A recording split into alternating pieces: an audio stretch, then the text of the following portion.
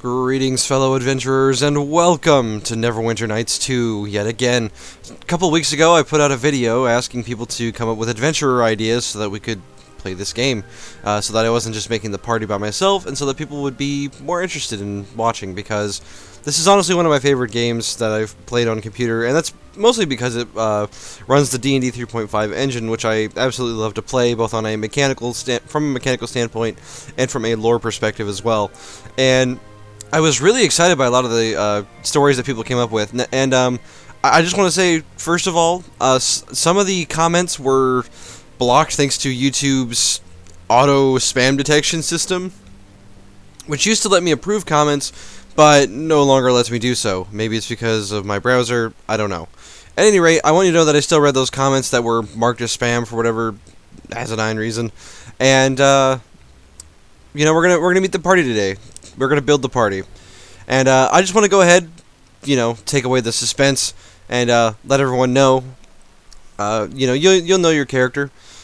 I feel, you know, they shall remain nameless otherwise. So our first character is going to be named Arvin. He's a half-elf, and he's going to be a two-weapon fighter rogue. And we'll get to his backstory when we make him. He'll be the first one that we make today. Next, we have a swashbuckler half-elf who will go by the name of Harris Kulahi, and we'll get to his backstory when we make him. Next, we have a very interesting character. I really like his backstory. His name was Nathaniel Hayloth, and he's going to be a wizard. And he's also a half-elf. So we have 3 half-elves in this party, which is really funny. And finally, we're going to have a character by the name of Alistair Udard. I think it's either Udard or Oidard. And he is going to be a paladin. So those are the characters that made it in. Without further ado, oh, by the way, I was going to run the Storm of Zahir campaign, but then I found this module right here, Icewind Dale. I was looking through mods on the Nexus, and I found this mod. And I've been playing it, you know, for the past couple weeks, you know, just on my off time, and really been enjoying it. And so I really want to run this campaign instead of Storm of Zahir, because I think Icewind Dale is a more true to D&D experience than Storm of Zahir. Storm of Zahir in a lot of ways plays more like Final Fantasy, and that's less fun to me. Plus in Icewind Dale you start at first level, so there's this real sense of progression, and it's also really challenging as well. So I'm excited about this. Let's go ahead and give this campaign a shot.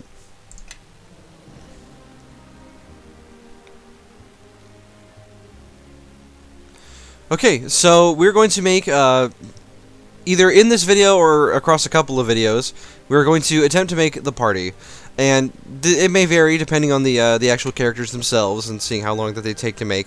I'm running a few mods. First of all, I'm running a facial improvement mod that improves the faces of many races.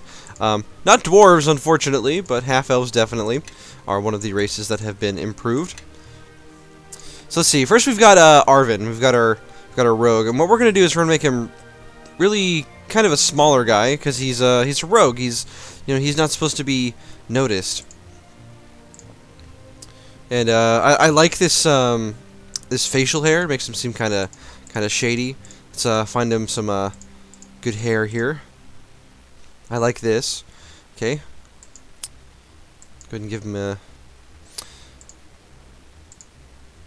a skin color here.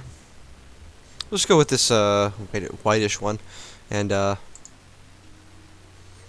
color. You know, we'll go with blue, but like a darker blue, so that they don't, you know, stick out when it's dark.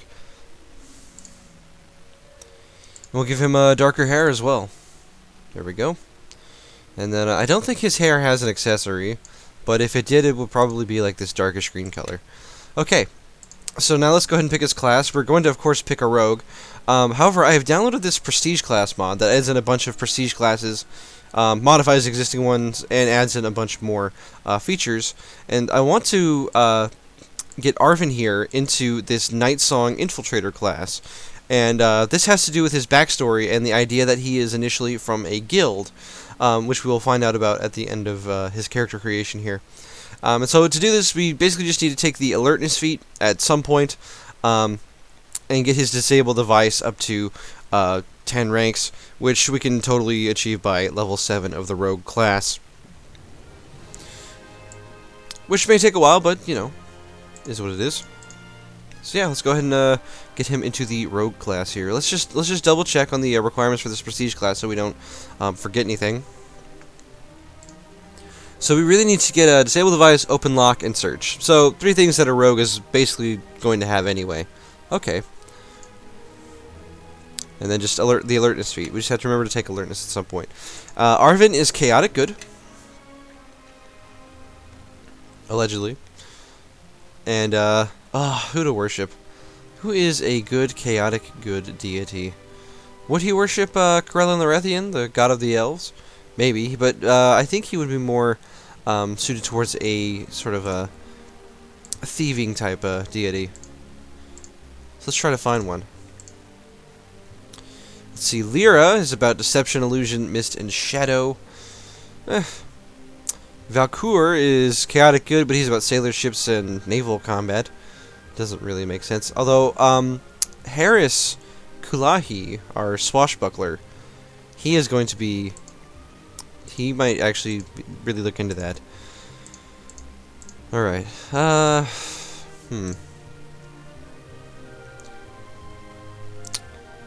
Just looking at some of these deities. Good at neutral lycanthropes, moon, navigation, questers, stars, and wanderers. Saloon might be our go-to here. Some of these are neutral good.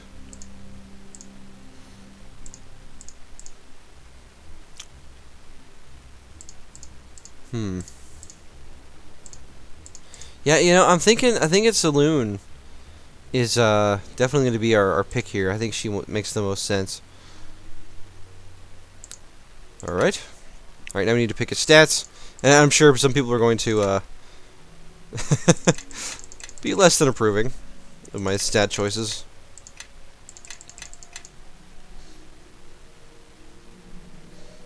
Now the thing is, in this campaign we don't need to use charisma. There's no conversation checks.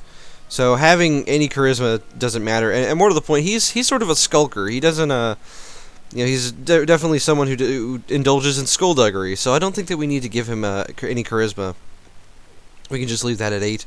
And now the thing is, we could put his wisdom up to 10, and that would help with his perception type abilities, and give him some other nice bonuses as well. However, we can also get his dexterity up to 18 here.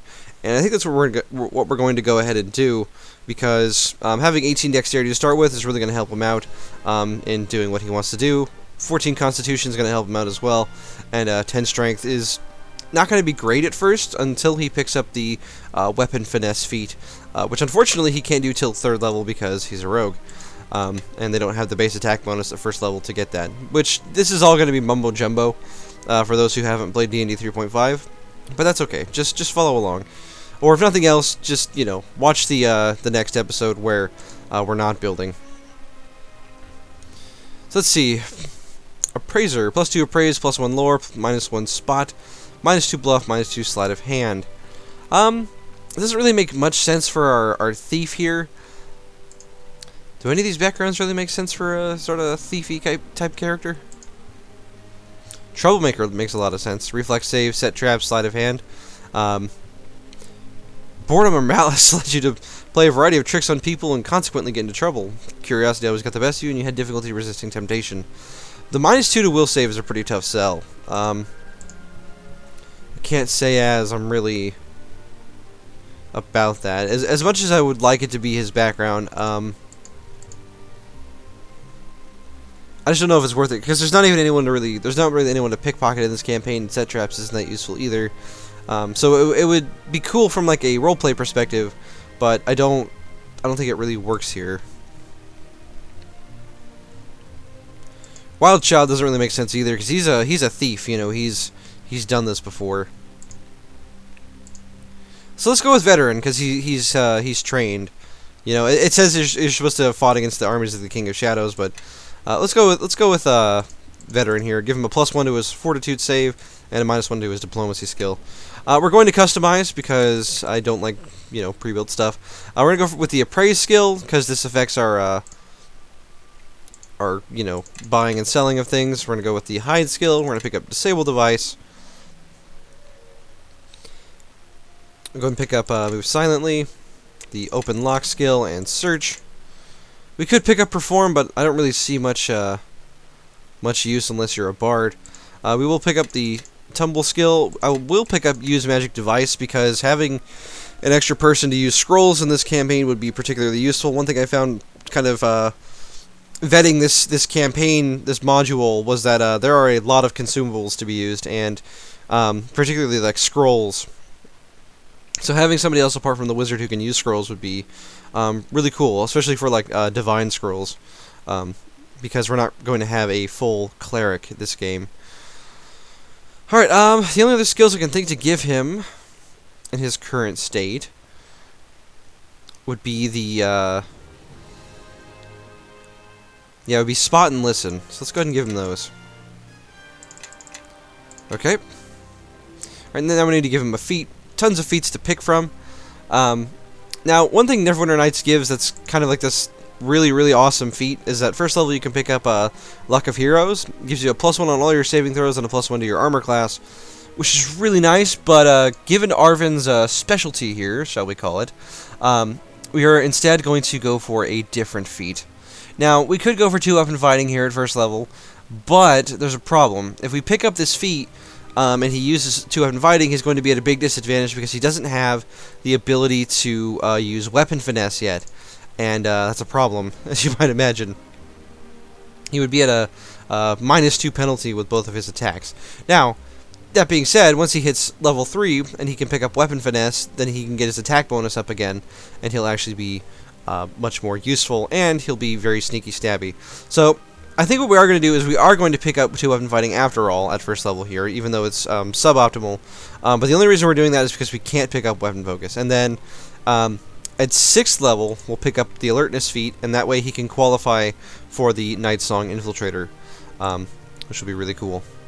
Alright, so let's go ahead and pick up 2-weapon fighting. And now we're going to name him. His name is Arvin. Doesn't have a last name. I don't think I need one. And let's go ahead and put in his backstory.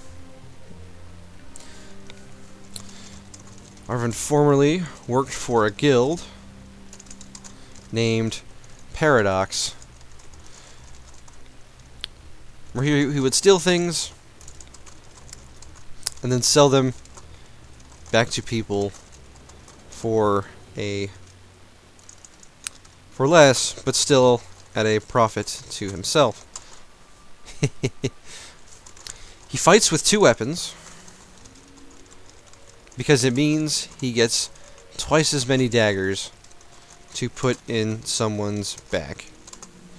Now, the voice acting in this game is less than stellar, and as a matter of fact, I'm actually going to just give you an example of how silly some of this is. Like, this high-strung evangelist is really hilarious. I mean, get a load of this. Attack! I say attack!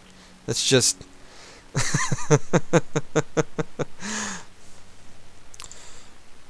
So, I think we're going to give him the stealth specialist voice, because it makes the most sense. Now, strike swiftly. My steel will strike true. Let's go for that. Alright. And let's go and finish his character. Okay, so here we are in the land of many things. And what I'm going to do is I think I am actually going to make each individual character creation video its own video. That way none of these run too long and people might actually watch them. So without further ado, that's going to be the end of this episode. Thank you for joining me. I hope you enjoyed it. And I'll see you on the next one.